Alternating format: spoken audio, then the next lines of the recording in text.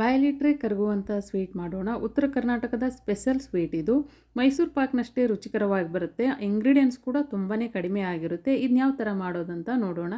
ನೋಡಿದ್ರೇ ಗೊತ್ತಾಗ್ತಾ ಇರ್ಬೋದು ಎಷ್ಟೊಂದು ಚೆನ್ನಾಗಿ ಬಂದಿದೆ ಅಂತ.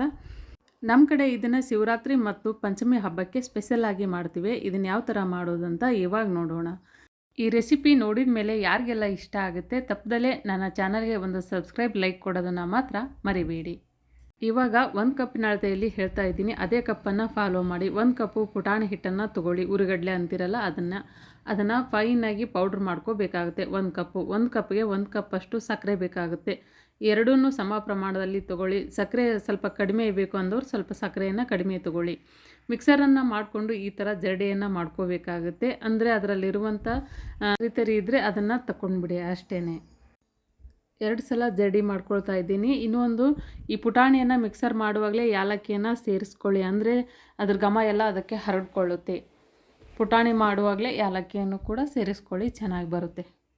ಸಾಲು ಹಬ್ಬಗಳು ಬರ್ತವೆ. ಹಬ್ಬದ ಎಲ್ಲ ರೆಸಿಪಿಗಳನ್ನು, ಅಡುಗೆಗಳನ್ನು ನಾನು ನನ್ನ ಚಾನಲಲ್ಲಿ ಅಪ್ಲೋಡ್ ಮಾಡ್ತೇನೆ. ನನ್ನ ಚಾನಲನ್ನು ತಪ್ಪದಲ್ಲೇ ನೀವು ಫಾಲೋ ಮಾಡಿ. ತುಂಬ ಸಿಂಪಲ್ಲಾಗಿ ಹೇಳ್ಕೊಡ್ತೇನೆ ನನ್ನ ಅಡುಗೆಗಳನ್ನು. ಹೊಸದಾಗಿ ಕಲಿಯೋರಿಗೂ ಕೂಡ ತುಂಬ ಹೆಲ್ಪ್ ಆಗುತ್ತೆ ಈ ನನ್ನ ಅಡುಗೆ ರೆಸಿಪಿಗಳು. ಇವಾಗ ಸಕ್ಕರೆ ಕೂಡ ತೋರಿಸ್ತಾ ಇದ್ದೀನಿ. ಹಿಟ್ಟಿಗಿಂತ ಸ್ವಲ್ಪ ಸಕ್ಕರೆ ಕಡಿಮೆ ಇದೆ ಅಷ್ಟೇ. ಇವಾಗ ಆ ಥರ ರೆಡಿ ಮಾಡಿ ಇಟ್ಕೊಂಡ ನಂತರ ಒಂದು ಪ್ಲೇಟಿಗೆ ಸ್ವಲ್ಪ ತುಪ್ಪವನ್ನು ಸವರ್ಕೊಳ್ಳಿ. ಈ ಥರ ಅದರ ಅಂಚಿಗೂ ಕೂಡ ಹಾಕೋಬೇಕಾಗುತ್ತೆ. ಅದರ ಪ್ಲೇಟಿನ ಅಂಚಿಗೆ ಅಥವಾ ಅದ್ರ ತುಂಬ ಹಾಕ್ಕೊಂಡು ತುಪ್ಪವನ್ನು ಚೆನ್ನಾಗಿ ಸವರಿ ಇಟ್ಕೊಳ್ಳಿ ಒಂದು ಕಡೆ. ಇವಾಗ ಕಡಾಯಿ ಬಿಸಿ ಮಾಡಲು ಇಡ್ತಾ ಇದ್ದೀನಿ. ಅದಕ್ಕೆ ಸಕ್ಕರೆ ಸೇರಿಸ್ತಾ ಇದ್ದೀನಿ. ಸಕ್ಕರೆ ಮುಳುಗುವಷ್ಟು ನೀರು ಹಾಕಿದರೆ ಸಾಕು. ಒಂದೆಳೆ ಪಾಕ ತೆಗಿಬೇಕಾಗುತ್ತೆ. ಈಗ ಉಂಡೆ ಎಲ್ಲ ಮಾಡ್ತಿರಲ್ಲ ಅದೇ ಥರನೇ ಇದಕ್ಕೂ ಕೂಡ ಒಂದೆಳೆ ಪಾಕ ತೆಗಿಬೇಕಾಗುತ್ತೆ. ಈ ಪಾಕದಲ್ಲಿ ಪಾಕ ರೆಡಿ ಆದಮೇಲೆ ಸ್ವಲ್ಪ ತುಪ್ಪ ಕೂಡ ಹಾಕೊಳ್ಳಿ ನೀವು. ನಂದು ಸ್ಕಿಪ್ ಆಗಿದೆ, ಅದು ಹಾಕಿದ್ದೀನಿ. ಸ್ವಲ್ಪ ತುಪ್ಪ ಹಾಕ್ಕೊಂಡ್ರೆ ಸೈನಿಂಗ್ ಆಗಿ ಬರ್ತದೆ ಕರದಂಟುಗಳು.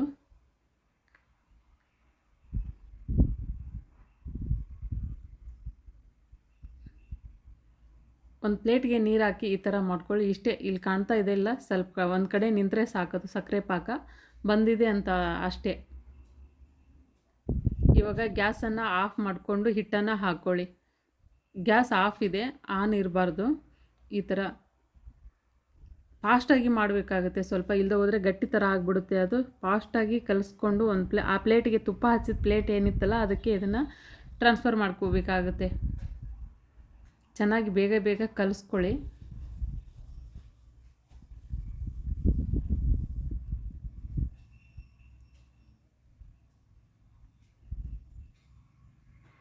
ಈ ಥರ ಕಲಸಿದ ತಕ್ಷಣವೇ ತಡ ಮಾಡ್ದಲೇ ಪ್ಲೇಟ್ಗೆ ಹಾಕೋಬೇಕಾಗುತ್ತೆ ಅದನ್ನು. ಇಷ್ಟೇ, ಸ್ವಲ್ಪ ಲೇಟ್ ಆದರೂ ಅದು ಗಟ್ಟಿ ಥರ ಆಗುತ್ತೆ. ಸ್ವಲ್ಪ ಫಾಸ್ಟ್ ಇರಲಿ ಇವಾಗ ನಿಮ್ಮ ಕೆಲಸ.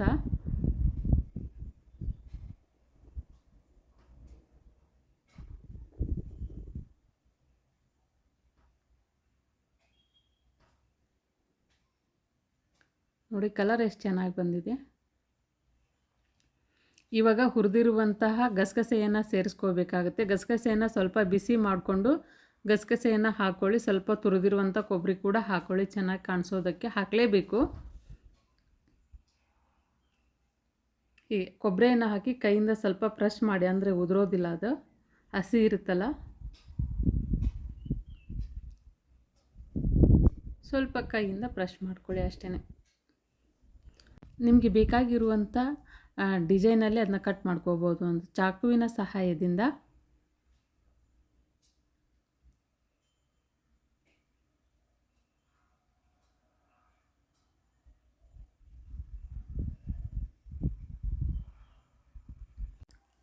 ಚಾಕು ಅಥವಾ ಪಿಜ್ಜಾ ಕಟ್ಟರ್ ಇರುತ್ತಲ್ಲ ಅದು ಕೂಡ ತುಂಬ ಈಜಿ ಇದನ್ನು ಕಟ್ ಮಾಡೋದಕ್ಕೆ. ಅದಕ್ಕೆ ಸ್ವಲ್ಪ ತುಪ್ಪ ಹಾಕಿ ಕಟ್ ಮಾಡ್ಕೊಳ್ಳಿ. ಅದಿನ್ನೂ ಬಿಸಿ ಇರುವಾಗಲೇ ಕಟ್ ಮಾಡಬೇಕಾಗುತ್ತೆ, ಮತ್ತು ತಣ್ಣಗಾದ ಮೇಲೆ ಅಲ್ಲ. ಆ ಪ್ಲೇಟ್ಗೆ ಹಾಕಿ 1-2 ನಿಮಿಷದ ನಂತರ ಈ ಥರ ಕಟ್ ಮಾಡ್ಕೊಳ್ಳಿ. ಅಂದರೆ ಆ ಪೀಸಸ್ಗಳು ಬರ್ತವೆ, ಇಲ್ಲದೆ ಹೋದರೆ ಬರಲ್ಲ. ಬಿಸಿ ಇದೆ ಅದು, ಆವಾಗಲೇ ಕಟ್ ಮಾಡ್ತಾ ಇದ್ದೀನಿ ನಾನು. ಯಾವ ಸೇಫ್ ಬೇಕೋ ಆ ಸೇಫ್ ನೀವು ಕಟ್ ಮಾಡ್ಕೋಬಹುದು. 1 ತಿಂಗಳವರೆಗೆ ಏನೂ ಆಗಲ್ಲ. ಇದು ಮತ್ತು ಹಾಳಾಗುತ್ತೆ ಏನೋ ಅಂತ ನಿಮಗೆ ಭಯ ಇದ್ದರೆ 1 ತಿಂಗಳ ಸ್ಟೋರ್ ಮಾಡ್ಬೋದು.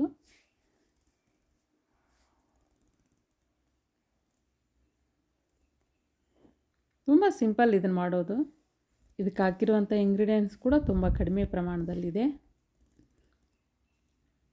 ಬೆಲ್ಲದಲ್ಲಿಯೂ ಕೂಡ ಇದನ್ನು ಮಾಡ್ಬೋದು ನೀವು. ಸಕ್ಕರೆ ಏನು ಒಂದೆಳೆ ತೊಗೊಂಡಿದ್ವಲ್ಲ ಸಕ್ಕರೆ ಪಾಕ, ಅದೇ ಥರ ಬೆಲ್ಲ ಪಾಕವನ್ನು ಕೂಡ ತೊಗೋಬಹುದು. ಪೀಸಸ್ಗಳು ತುಂಬ ಈಸಿಯಾಗಿ ತಕ್ಕೋಬಹುದು ಈ ಪೀಸಸ್ಗಳನ್ನು. ನೋಡಿ ಎಷ್ಟು ಚೆನ್ನಾಗಿ ಬಂದಿತ್ತಲ್ವ. Thank you for watching.